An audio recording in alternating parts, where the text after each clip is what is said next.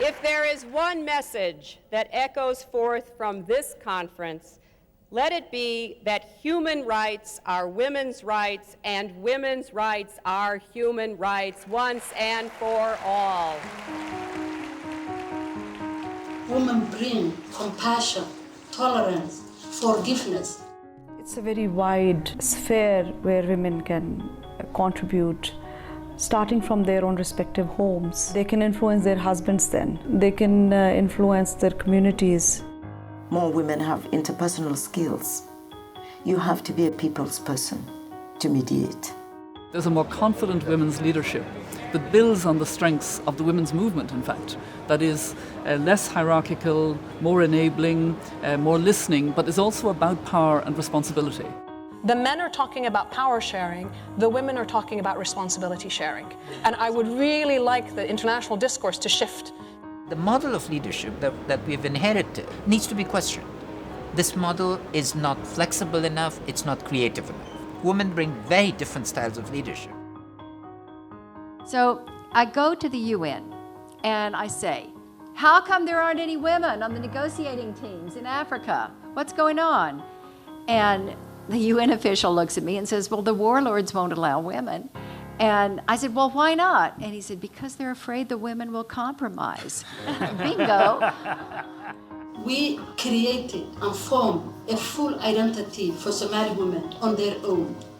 And that was the first time ever in the Somali history that women crossed the traditional border. Especially in a country like Sri Lanka, I mean, they think that how can women do this? And what I say is we have to show them our capacities. I mean, you can't be just telling that include women without showing your capacity. We felt that the process very much needed women like ourselves who had had the experience of standing in each other's shoes and having worked across the divide. And I was very proud because we were the only women at the table. In other peace processes, it had not been possible to do so. And I could see in the document that the specific commitments for gender equality were included. I have the pleasure to call upon the Nobel Peace Prize for 2011.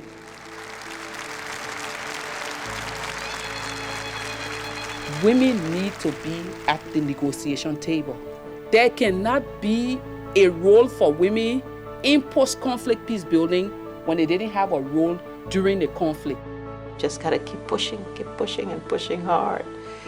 Decide what they want to be and go for it with everything they've got. The voice of women is increasingly get heard, even in communities where we come from, where the voice of women is not that visible.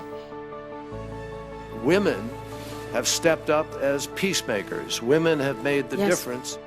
The profile of women in power is women in finance, women in defence, not just the so-called women's issues. Where women are full participants in a country's politics or economy, societies are more likely to succeed. And that's why we support the participation of women in parliaments and peace processes. Listen to these women. You just can't ignore them because they are the key.